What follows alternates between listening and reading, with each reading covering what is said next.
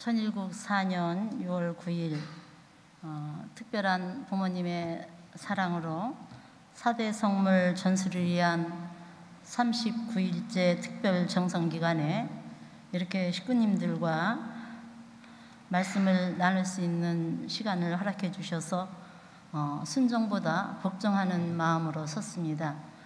어느 한 개인의 삶의 내용이 아니고 부모님의 말씀을 중심 삼고 다 개개인마다 느끼고 감동됐던 내용들이 다 다를 것으로 알고 있습니다만은 제가 통일교회에 인연이 되어서 부모님의 말씀을 접하고 살아오면서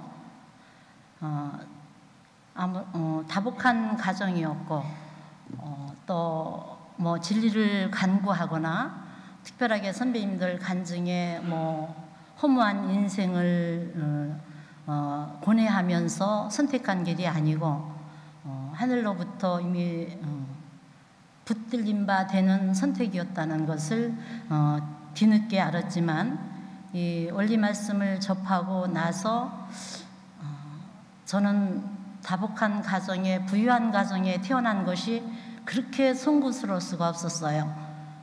이 조상제가 많아서 그러면 탕감할 것이 많은 것이 아닌가? 그러면 어떻게 하면 탕감의 지름길을 갈 수 있습니까? 하고 담임 목사님한테 여쭤봤더니 공직자의 길이 탕감이 제일 빠릅니다. 그래서 제가 대학교 1학년 때 한 학기를 마치고 등록금을 가지고 공직자의 길을 어떻게 하면 가느냐 할 때 그때 7차 기동대를 모집을 했습니다. 공직자 코스로.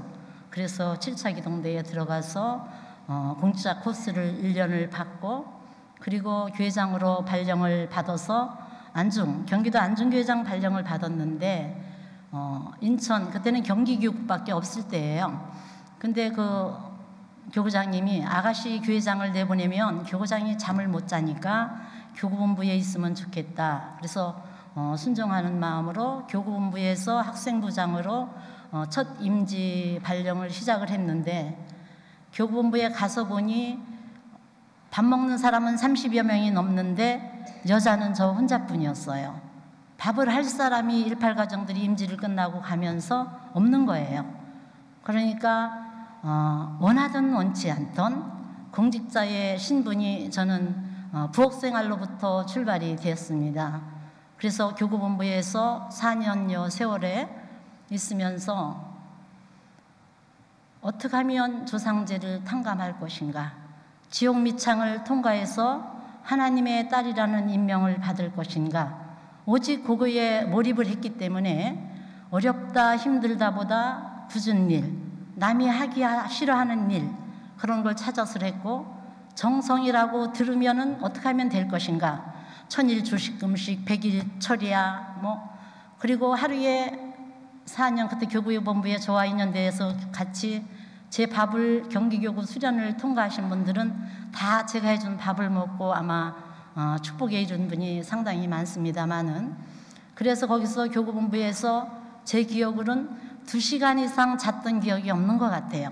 그때는 21살, 2살이니까 그래서 3년이 지나니까 죽을 수밖에 없긴 세포가 약해져서 회생할 길이 없다는 진단이 나왔어요. 그런 상황에서 교구에서 제가 3년 동안 고향도 안 가고 아무 데도 안 가고 오직 교회에서 일편단심 지키니까 처음보다 나중에 1년, 2년, 3년이 지나니까 암암리에 고아라는 소문이 났어요. 고아니까 저 어려운 일을 견디고 집에도 안 가고 참는지 어떻게 참겠는가. 그래서 그걸 통과해서 죽겠다 하니까 사망진단이 나와서 그러니까 청평에 가서 조용히 여생을 마치게 소개해 주겠다. 지도자로부터 그런 간청이 있었을 때 저는 그때 육신의 부모님이 생각이 났어요.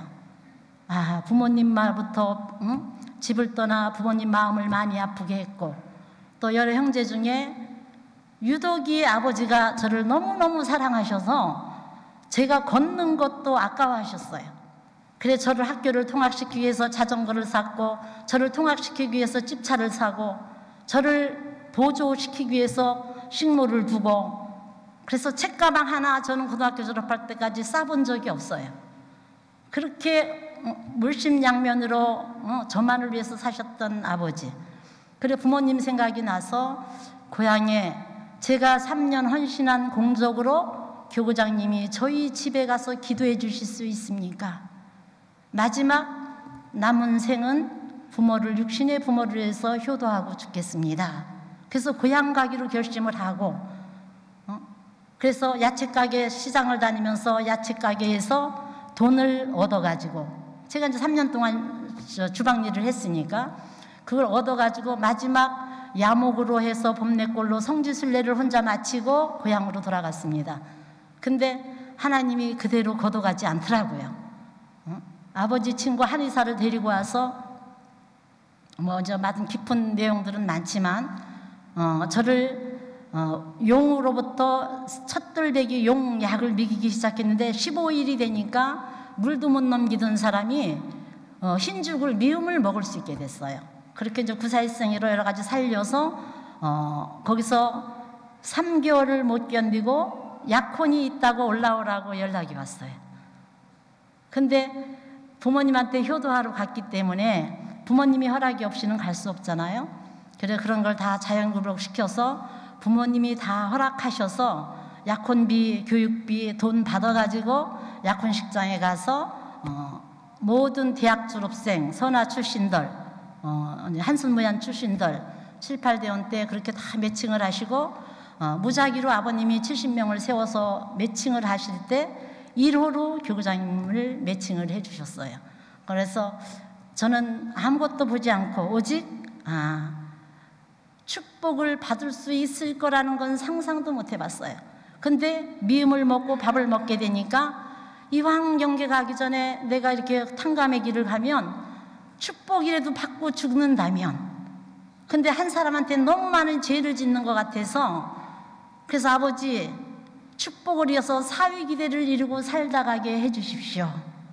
소원이 있다면 제가 원하는 건 아니지만 하늘이 허락하실 수 있는 조건이 있다면 그 길을 가게 해달라고. 그래서 임지가 또 5년이 넘었잖아요. 그런 많은 세월 속에서 10년이라는 헌신 생활과 그런 고통과 그래서 10년 세월에 제가 축복받을 때 체중이 38kg였어요. 그러고 7년 가까이 생리를 안 했어요. 그런 상태에서 교구장님을 만났으니 교구장님이 보통 하늘을 대한 심정이 아니면 저를 빠꾸를 안 하고 받아줬다는 감사함. 어느 누가 저를 봐도 참 머리 좋고 여러 가지 심정은 좋은데 인물을 보지 말라. 교구장님한테 다 첫마디가 그랬어요.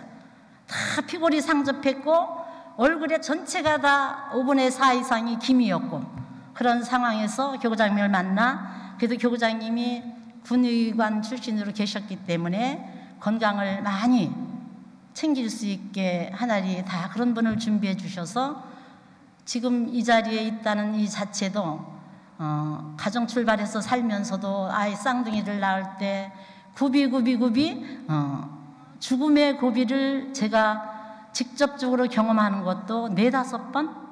그래서 내일을 기약하지 않고 살고 있습니다.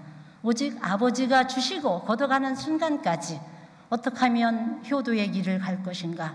그러니까 미련이나 또 내가 어떤 것에 대한 애착 그런 것을 버릴 수 있게 하늘이 훈련시켜 주신 것이 아닌가. 그래서 그걸 잠깐 말씀드리고요. 그래서 원리강론 258쪽에 저는 복귀섭리 역사와 나, 그것이 굉장히 가슴에 닿은 신앙의 출발점이었습니다. 한번 제가 봉독해 올리겠습니다. 나라는 개성체는 어디까지나 복귀섭리 역사의 소산이다. 따라서 나는 이 역사가 요구하는 목적을 이루어야 할 나인 것이다. 그러므로 나는 역사의 뜻 가운데 서야 하며 그러기 위하여는 복귀섭리 역사가 오랜 기간을 두고 종적으로 요구하여 나오고 있는 탕감 조건들을 나 자신을 중심하고 횡적으로 찾아 세워야 하는 것이다.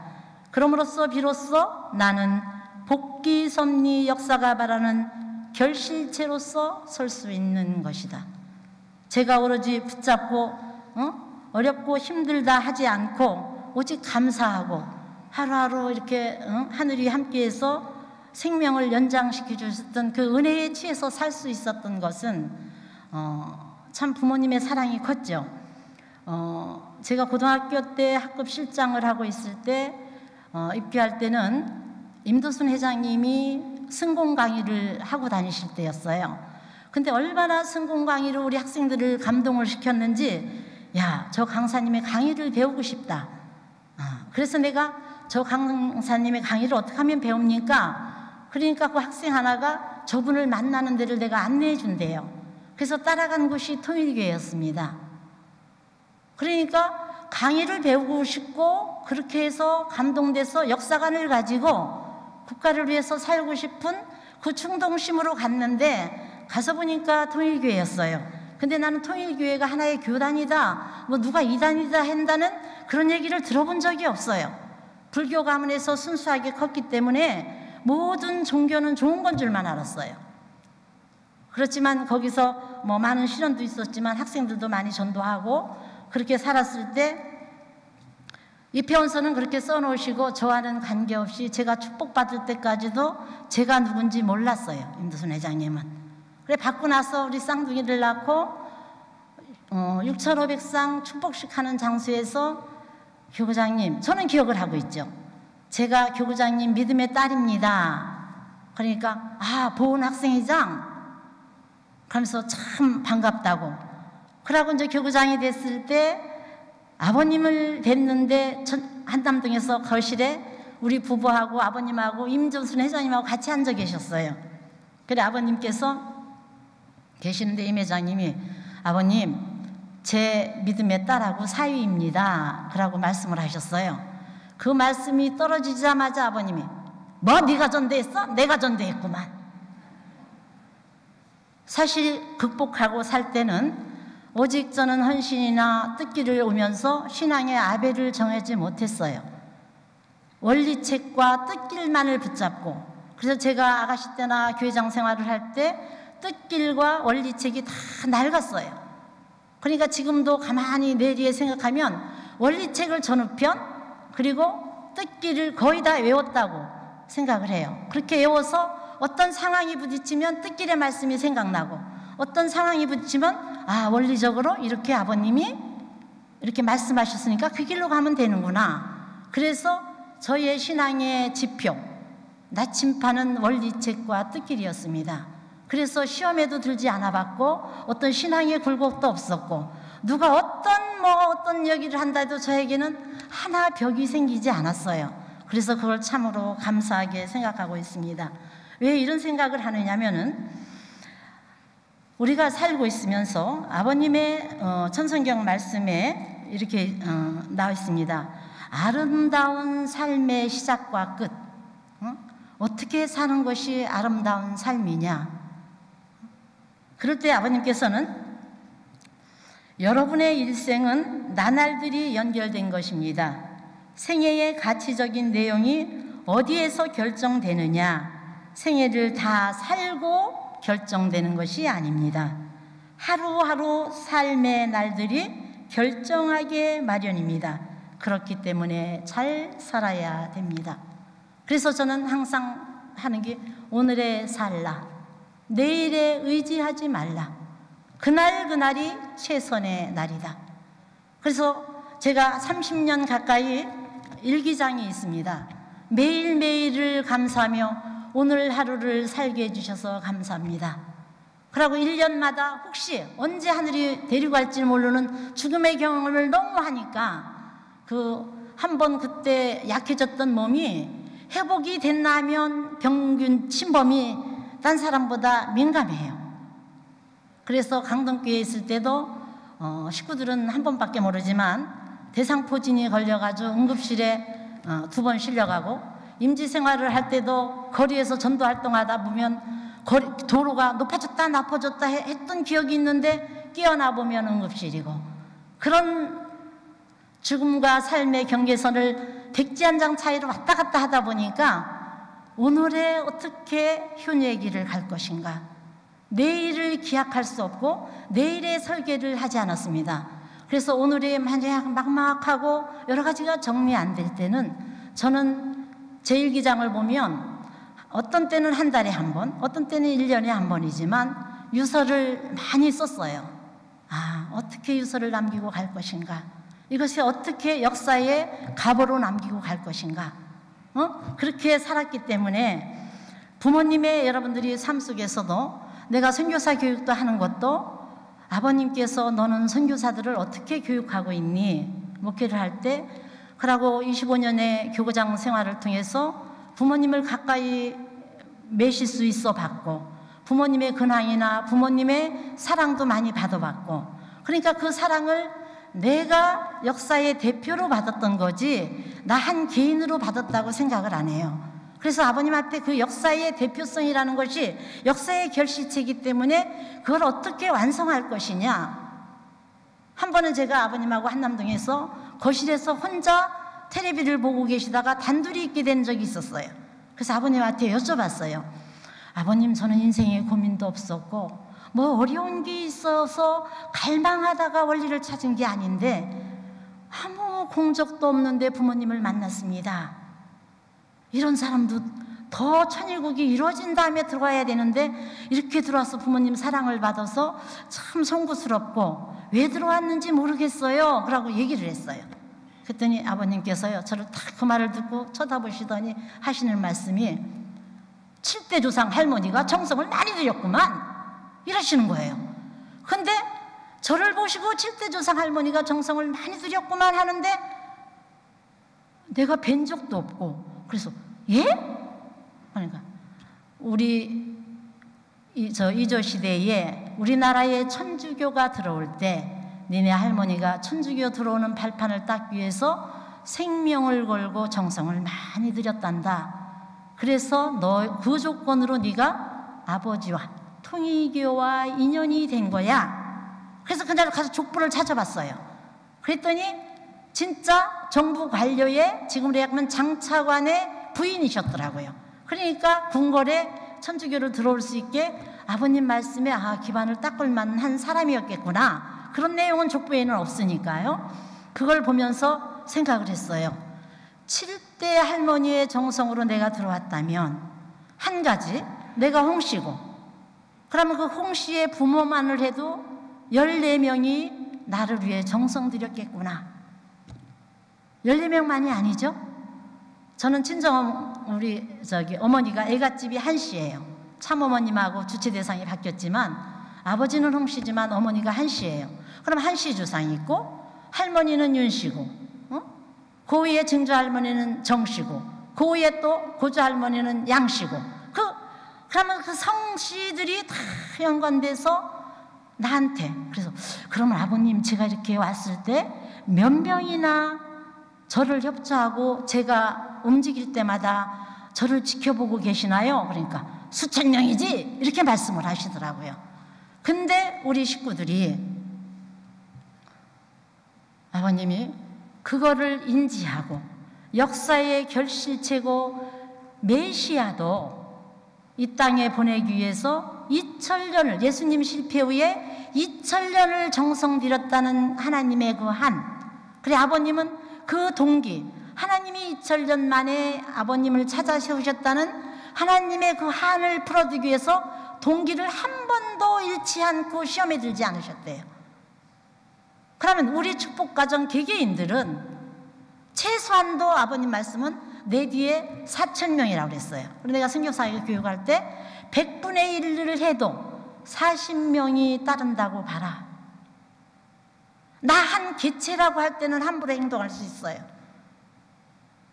근데 내가 종주, 중심, 씨, 종대로 하나님이 종족적 메시아로 나를 저에겐 7대 조상의 정성으로 통일교에 들어왔다고 말씀을 하셨는데 그러면 저만 해당되겠습니까? 모든 식구들이 나는 왜 들어왔을까 한 번쯤 고민하시지 않겠어요? 무슨 공적으로 6천만 년에 하나님이 찾고 싶었던 메시아고 재림주고 참부모이신 것을 고백하신다면 나라는 개성체는 어떤 인연으로 소명받았다는 얘기는 책임이 따르는 거죠. 그러면 내가 지금은 아버님, 어머님이 다 한 개체로 보니까 가다가 힘들으면 쉬어요. 근데 저는 가다가 힘들 때가 많죠. 쉬고 싶다. 어떠한 순간에는 목회를 떠나고 싶다. 편안히 좀 있었으면 좋겠다. 그런 생각도 할 때가 있었어요. 그럴 때마다 방망이 치는 거예요. 종대로 선봉장에 앞서가는 네가, 아버님의 음성이 들으는 거예요. 내가 인천에 헌신하면서도 애굽이 그리워서 많이 울었습니다. 내가 집에 가면 어떤 사람인데 이런 대접을 받고 식모 취급을 받고 살아야 되나? 그래서 내가 이제 보따리 싸가지고 가겠다. 거기 사람들을 보니까 우리 집보다 잘 사는 사람이 별로 없어요. 그런데 나를 사람 취급하고 사람 취급보다 홍아 뭐 좀 줘, 뭐 좀 줘. 그럴 때마다 다 내려야 되는 여러분들이 거꾸로 땅바닥에 지옥 밑창에 처박히는 사정은 경험을 하시면 알아요. 그렇게 될 때마다 자존심, 그거와의 싸움. 내가 여기 있어서 뭐 하자는 건가? 사람 같지도 않은 사람들한테 이런 소리를 듣고 살아야 되나? 그러고 가려고 하면은요, 마지막 가기 전에 뜻길 하나 펴보고 가자 딱 열으면요, 꽃다운 청춘이 지나가기 전에 승리의 팻말을 꽂아라, 이렇게 딱 나오는 거예요. 그러면 아버님 잘못했습니다 하고 또 있어요. 아이, 뜻길을 보면 못 간다, 이제 안 보고 그냥 가지. 그러면 음성이 들려요. 너를 이 자리에 있게까지 하늘의 수고스러운 정성을 무시하고 가면은 심리도 못 가서 발병이 난다. 아버님 음성이 막 들리는 거예요. 그러면 또 붙잡히고. 그러니까 근극에는 아버지의 사랑으로 붙잡아 주셔서 나머진 거죠. 그 얘기는 우리 통일가의 축복가정이라는 이름을 가진 모든 식구는 아버지의 정성과 조상들이 모든 근극에는 하나님의 참부모님의 사랑의 그 정성으로 이 자리에 남아지신 거거든요. 그러면 남아진 내가 책임져야 할 선봉장, 종족적 메시아의 선봉장으로서 몇 명을 움직인다고 보십니까? 청평에 많이 다닐 때 저는 41수련 많이 들어가죠. 나는 내 영인체가 어디까지 컸나 좀 보여주십시오. 그래, 영인체도 보고. 그럼 내 뒤에 몇 명이 따릅니까? 그들을 어떻게 안내해야 됩니까? 심판기도 하죠. 그렇게 했을 때 여러분들 4,000명 이상이 최소한 따르고 있다는 사실. 그럼 100분의 1로 해서 보다 더 중간 지도자가 40명이 따른다고 한다면 우리 축복가정들의 행실과 예배, 헌금, 의무 생활을 게을리할 수가 없어요. 자랑은 아니지만 저는 뜻을 알고 나서 1년 13개월 11조를 했지 12개월을 한 적이 없어요. 혹시 내가 잊어먹고 아니면 요새도 이제 경배 40배를 드린다. 그러면은 혹시 내일 것을 못할 수도 있잖아요. 그래서 하나님, 오늘은 40배 오늘 건 하고 저축을 하겠습니다. 그래서 시간이 나면은 10배를 하든 5배를 하든 요거는 저축입니다. 언제나 마이너스 인생보단 좀 남겨놓고, 예배도 만약에 일요일날 무슨 일이 있다 그러면 토요일날 미리 와서 내일 예배에 참석하지 못하니 미리 주일헌금하고 미리 조건을 세워놓고 하기 때문에 하나님의 사랑과 조상들의 협조가 갈수록 팽배돼서 역사하는 것 같아요. 그러니까 본인이 나 혼자다, 아유 피곤한데 뭘 가? 하고 자면은 자요. 근데 아들, 딸이 많게 말고 10여 명의 아들, 딸이 눈망울로 나를 쳐다보고 있다면 누구시겠습니까? 나를 지켜보고 있는 아들, 딸이 있다면 우리는 종족적 메시아로서 아버님께서는 통일교인 한 사람은 기성교인 100명하고 안 바꾸신다고 그랬어요. 그러면 선조들이 내 뒤에 4,000명 이상 10분의 1, 100분의 1에서 40명이 따르고 있다 할 때 내 발길과 내 행실과 내가 사용하는 언어와 지금 천일국을 맞이해서 4대 성물을 받기 위해서 정성 들이는 이 기간에 얼마나 기뻐서 춤을 추면서 이 자리까지 우리 제1조상 종지조상님 이렇게 저희들을 안내해 주셔서 감사합니다. 210대 조상회원 다 했잖아요. 이제 명령해서 내가 무엇을 할 것이니 이렇게 협조하시오. 그거를 위해서 나는 무슨 계획을 합니다. 서로 보고하면서 아버님 말씀에는 끝날이 언제예요? 천일국이죠. 끝날에는 통일교인 이상 잘 사는 사람이 없다. 믿습니까? 마음이나 몸이나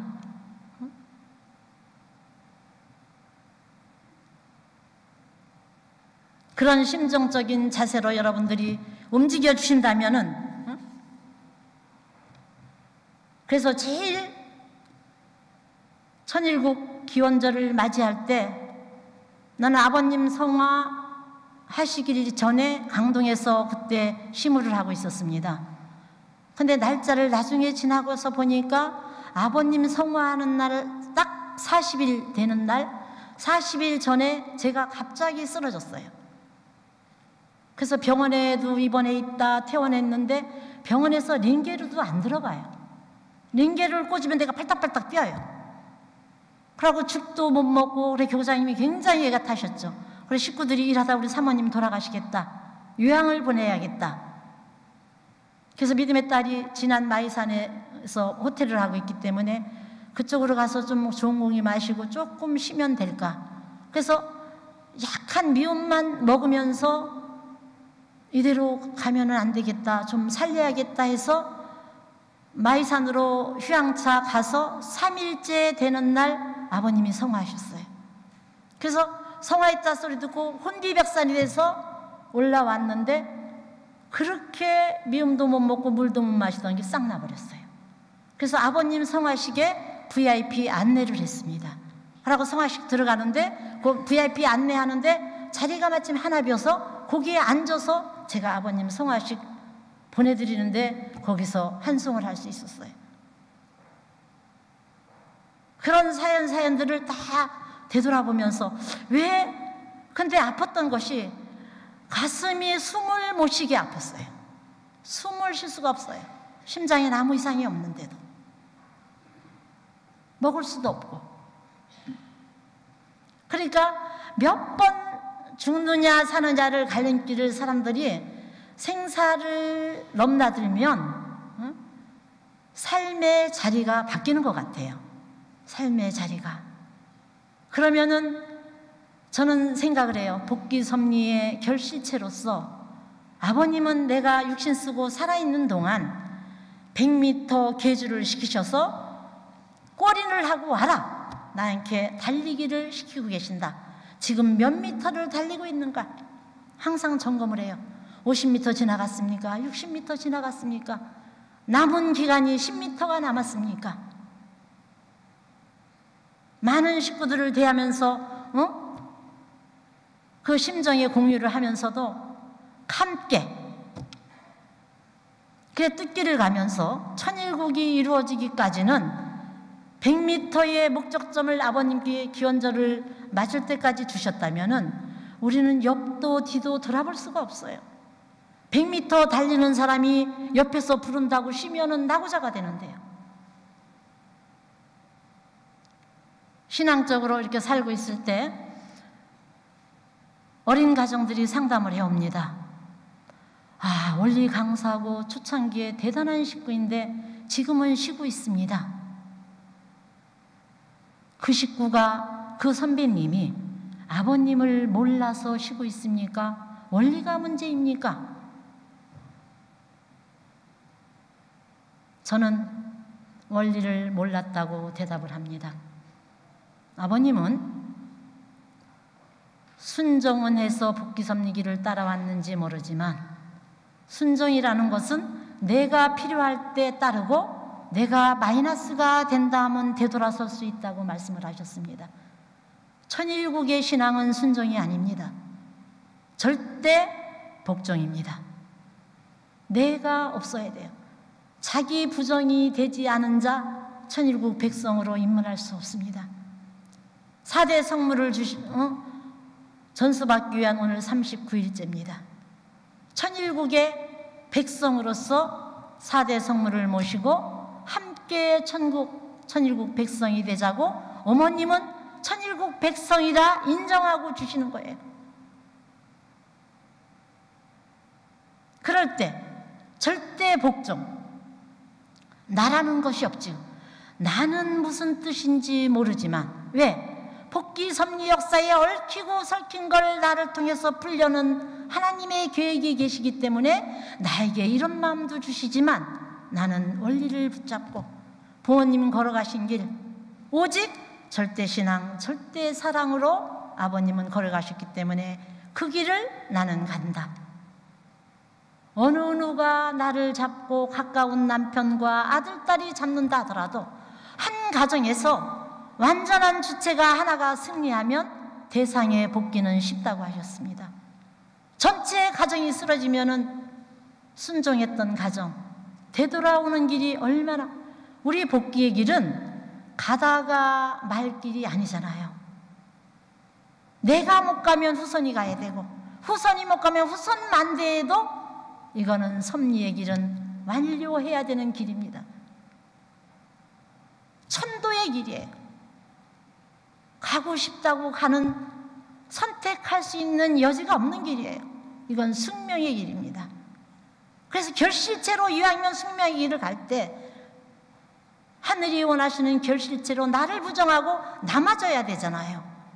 그래서 역사에 졌던 조상들의 빚, 내가 살면서 진 빚도 있겠지만 그런 빚의 청산을 빨리 해야 나를 부정하고 부모님을 모시고 살 거 아니겠습니까?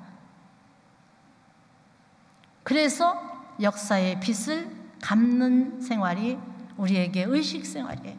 예배다, 헌금이다, 정성 드리는 철야다. 우리 40일 정성을 뭐뭐뭐뭐 드려라. 강현실 순회사님도 정성을 들여서 하다 보면 하나님이 좋아하시고 정성을 멈추는 순간 사탄이가 좋아한다. 그러니까 정성을 들이면 사탄이가 분별된다는 얘기예요. 그런 복귀의 길에 있어서 10여 년 전에 아버님께서 저를 통일교육협의회의 통일부 활동, 남북 통일의 활동에 일을 하라고 해서 배치를 하셨습니다. 그랬을 때 저는 아무것도 모르고 갔어요. 근데 이제 가서 활동을 하다 보니까 사회 지도층이나 사회 사람들을 많이 만나죠. 그렇게 하면서 우리 통일교인들이 얼마나 아버님이 양육을 잘하셨던가. 학력적으로는 우리는 박사학위를 저는 못 받았어요. 그렇게 나와가지고 이제 교장님을 만나 아버지의 한을 풀어야 된다. 어떻게 대학 보낸 딸이 도망가서 그게 말이 되느냐. 그래서 학사, 석사 다 하고 대학은 교장님 덕분에 여러 가지 전공으로 세계 대학을 나왔지만 그렇게 해서 다 했었을 때 그런 지식적인 것보다 그사를 다 세상적인 박사들보다 우리가 우주를 보는 눈을, 세상을 품는 안목을, 모든 역사를 보는 안목을 어마어마하게 키워놓으셨더라고요. 그들은 우리 집회를 한다. 우리는 아버님이 일주일 전에, 하루 전에 명령을 해도 체육관을 채워요. 그들은 상상을 못해요. 1년 연간 계획이 아니면 못해요. 얼마나 우리들을 초스피드적으로 선도주자로 아버님이 양육하셨던가. 그것을 나의 가치를, 축복가정이라는 나의 가치를 재인식하고, 이번 4대 성물 내일이면 마지막 기간이지만 천일국의 백성으로 갇혀야 되는 덕목,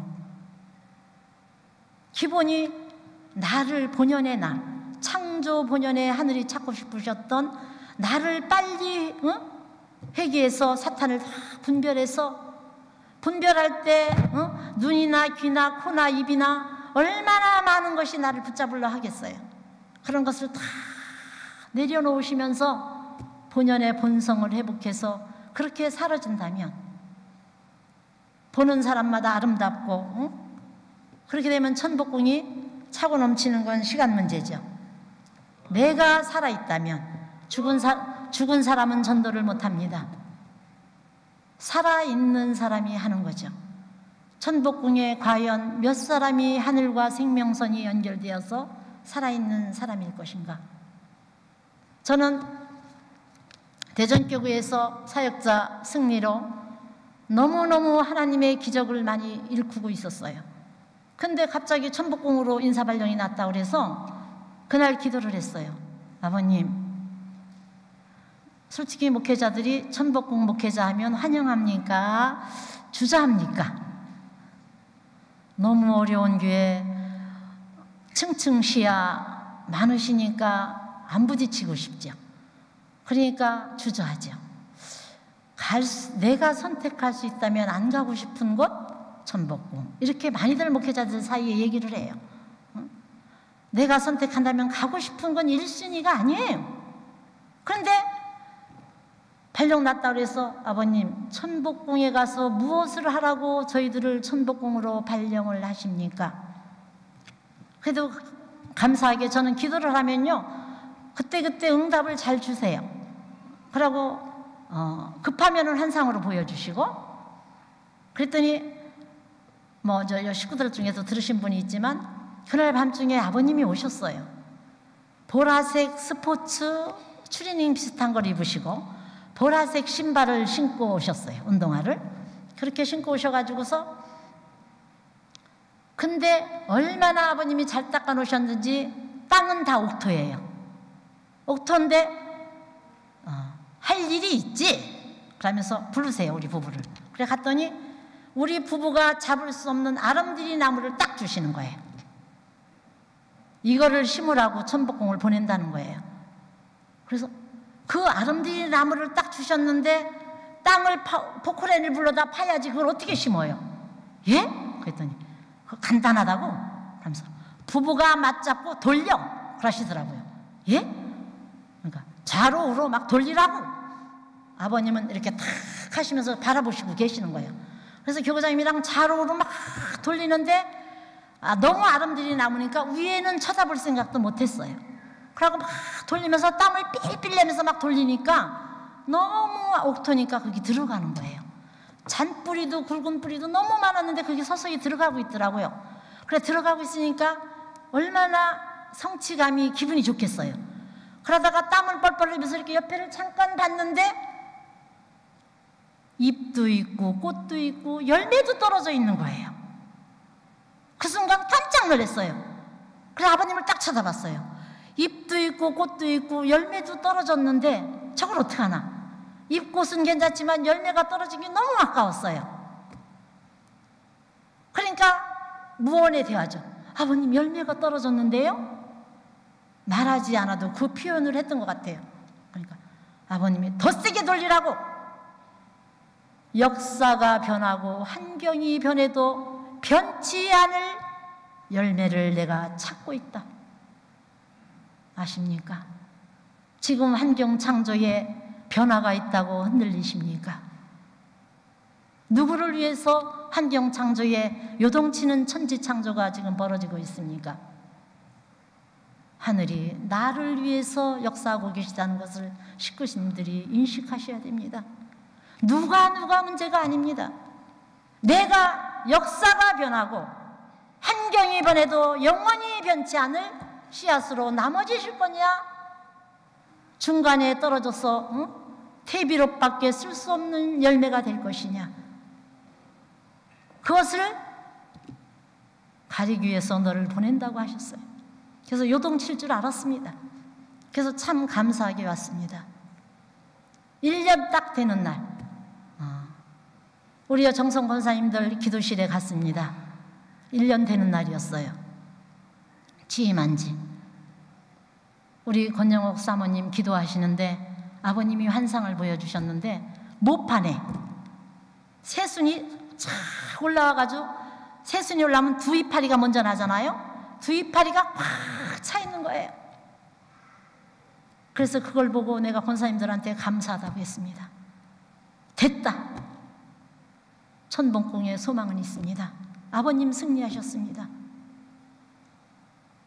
우리 파주 목사님 오셨는지 모르겠습니다만은 매주 설교를 볼 때마다 들으실 때마다 아버님이 여기 와 계시고 부모님이 그렇게 기뻐하시고 교구장님으로 보였다, 부모님으로 아버님으로 보였다, 그런 한상을 보시고 매주 증거를 해주세요.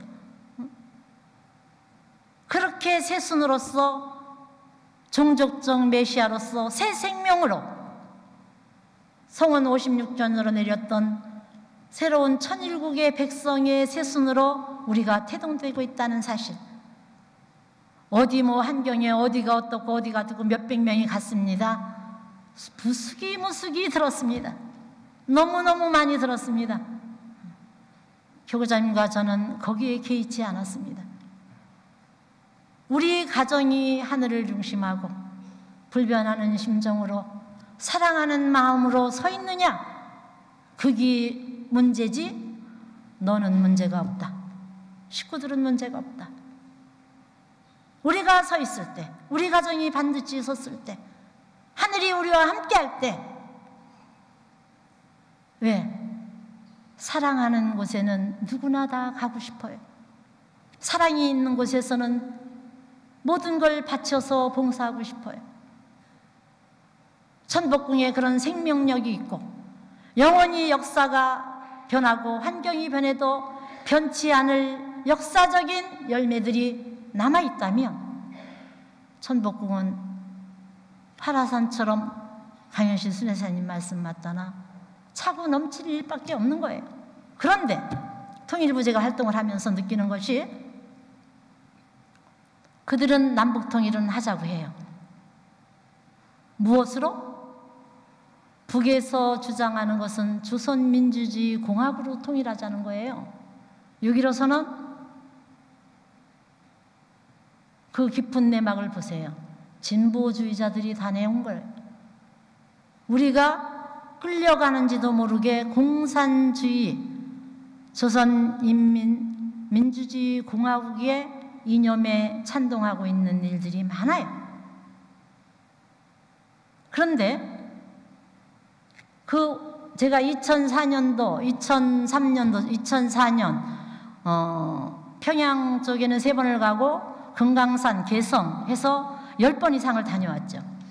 그럼 북한 사람들을 많이 만나죠.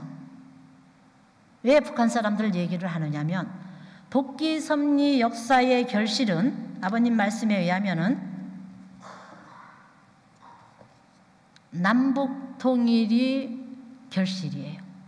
남북 통일이 돼야 공산과 민주화, 아버님의 천일국이 정착되는 거 아니겠습니까? 아버님을 보세요. 식민지하, 문선명 총재는 지하 독립운동권으로 일본 경찰에 고문당하셨습니다. 고문 종류에 따라 피는 위로도 솟았고 아래로도 흘렀습니다. 문 총재는 7, 80년대 공산주의가 판치던 일본을 구하기 위해 가정연합 청년들을 앞장 세웠습니다. 그의 평화사상은 운동권 학생들까지 회심시켰습니다.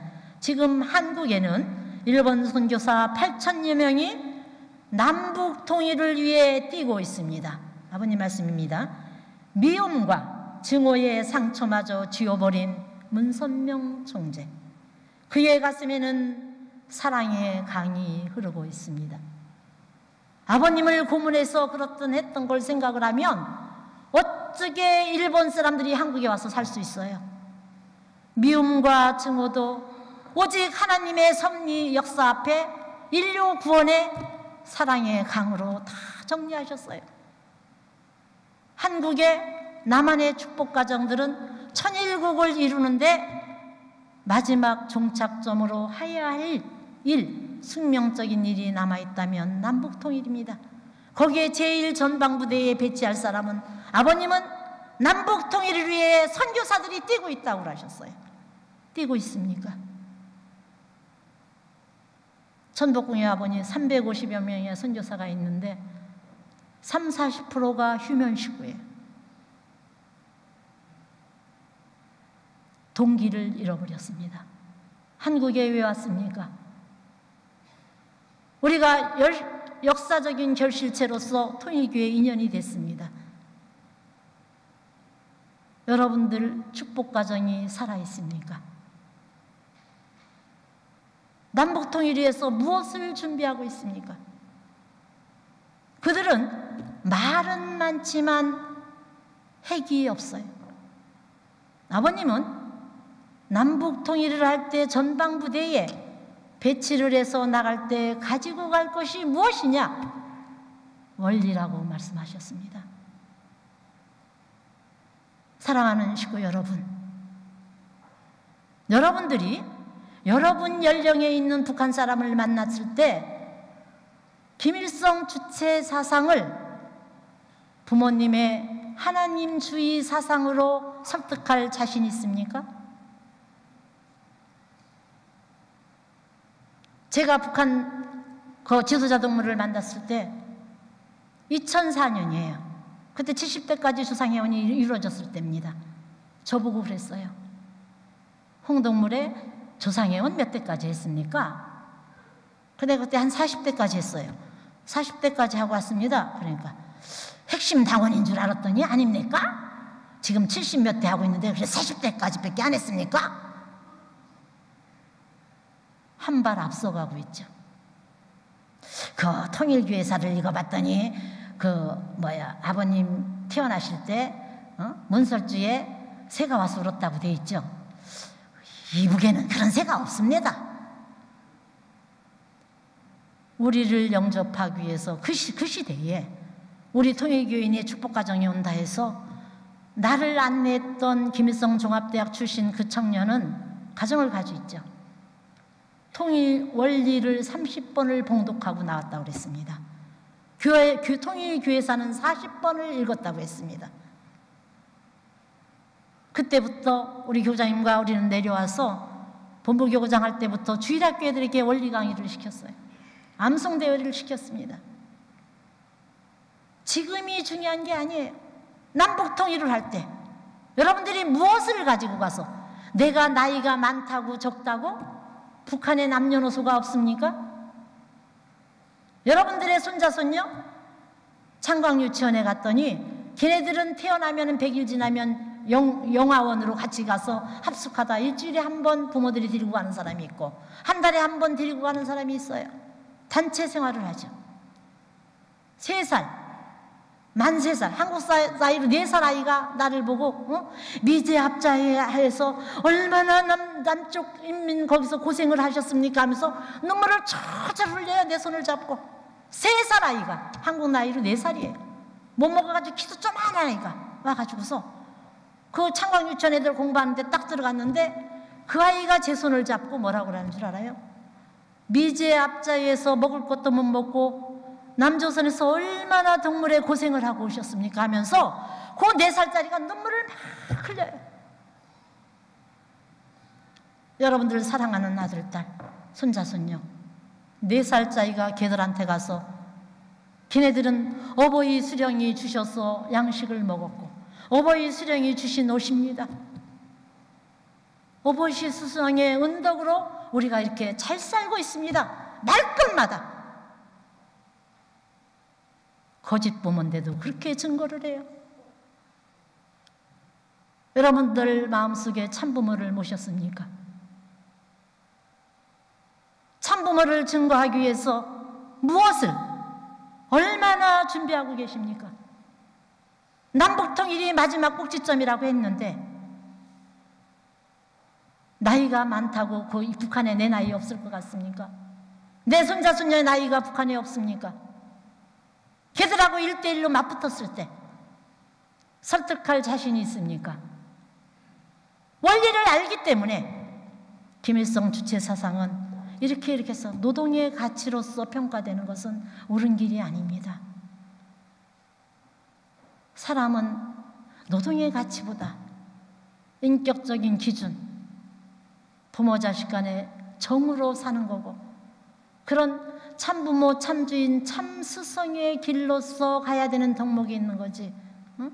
노동의 가치가 떨어지면 응? 그냥 다 생매장시키고, 그거는 사람이 살아야 할 길이 아니다. 그건 동물이다, 동물. 이제 친해지니까 몇 번 만나니까 그런 얘기를 해요. 그러니까 우리도 뭐 확실히 그렇다고 믿지는 않습니다. 조용할 때 얘기를 해요.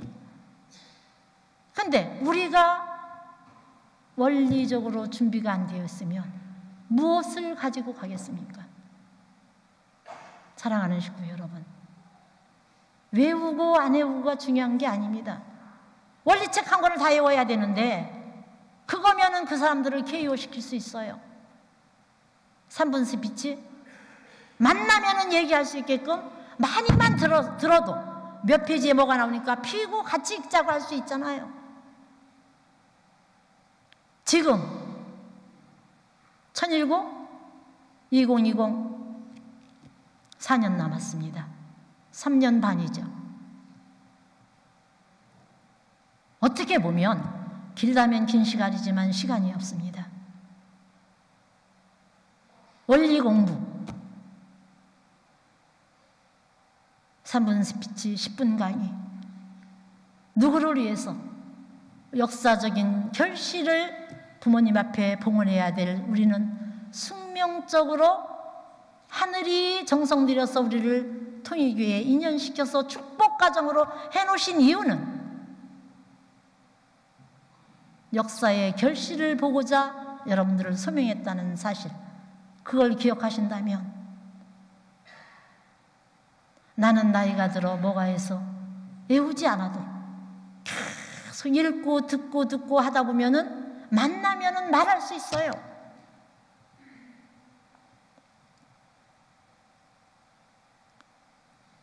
지금 이 상태로 붙여놓으면 이북에는요, 남한에 저를 만난 사람은요, 우리 형제들, 우리 아빠 미국에 사시고 우리 엄마 아버지 미국에 가신 지 몇 년 그런 족보를 다 깨고 있었어요. 저를 보고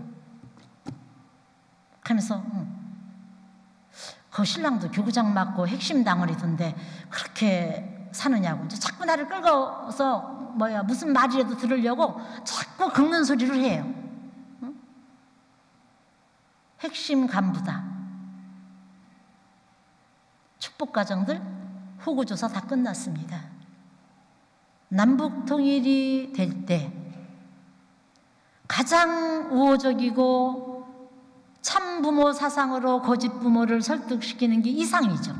그대로 실체화된다면 우리가 가장 은인이죠. 근데 그런 기대가 안 됐을 때 우리는 가장 제일 먼저 적이에요. 그럼 그들이 지금 추세로 가면 우리 식구들이 괜히 환경 원망하고 뭐 원망하고 뭐하고 지금 무엇을 준비하고 2020을 맞아야 되며 어떻게 해야 되나 원리화되고 내가 실천적인 삶으로 원리를 생활에 접목시켜서 종족들에게, 가까이 있는 남편과 아내에게, 아들, 딸에게 본보기 삶으로 살아야 참소가 없어요. 그런 참소권을 벗어나야 되는 절박한 마지막 결실인데 나는 문제가 없고 상대가 문제가 있다. 어디다 시간을 허비하고 어디다 정력을 쏟고 있고 그걸 바라보시는 하나님, 참부모님, 그런 심정을 생각하신다면은 밤이나 낮이나 우리가 가야 할 숙명의 길이에요. 남북통일은 미국의 우리 주한미군 사령관으로 전전 사령관이 되게 그런 얘기를 안 해요. 근데 올 초에 신문에 났었죠. 김정은이 하는 행동과 그런 것이 섭리적이라고 보신다면 남북 통일이 우리 이번에 통일 주간에도 그 앙케이트 조사가 있었어요. 통일에 관계된 지도자들이 있는데 몇 년 안에 남북 통일이 이루어진다고 보십니까? 5년 이내가 제일 많았어요. 그건 섭리의 물결이 하늘이 갖다 주시는 거예요. 그러면 역사의 주인은 축복가정이에요. 남북 통일의 주역도 우리가 되어야지 세상 사람이 되는 게 아니에요. 우리가 역사의 주인인데 우리가 원리무장을 하고 세상 앞에 많이 외쳐놓으면 사탄이가 언제 없어지느냐가 모르게, 아버님은 51%가 됐을 때 원리 말씀 선포가 49% 사탄이는 싹 없어진다고 하셨어요. 50대 50 절대 양보 안 한다고 그랬어요. 그러니까 외치는 거예요. 저는 선교사들에게 교육합니다. 여러분들 집에 갔을 때 기분이 안 좋고 괜히 짜증나고 안 좋거들랑 3분 스피치를 소리내서 외치라고. 그래도 영빨이 들 받거들랑 가정맹세 8줄까지 외우고, 애기들 보고 자기 전에 3분 스피치 한 달랑만 외우고 자라고. 그러면 집의 영적 분위기 바뀝니다. 왜? 원리는 사탄을 분별해요. 원리 앞에 사탄은 근접을 못합니다. 그런 귀한 생명의 말씀을 갖고 있으면서 그런 좋은 재산을 주셨는데도 활용을 못해요. 그 귀한 보물인데 보물인 것을 얼마나 인지하십니까? 1년 전 사역자 시작했을 때나 지금이나 오시는 숫자가 비슷해요. 바쁘셔서 집에서 열심히 하실 줄 믿고는 있어요. 그럼 이 사람들을 전방부대에, 통일시대에 몇 사람이 나가서 설득을 할 것인가? 저 이북의 숫자보다 우리가 더 영역으로 1:2, 1:100 감당할 수 있을 것인가? 아버님, 부모님은 얼마나 고뇌하시겠어요?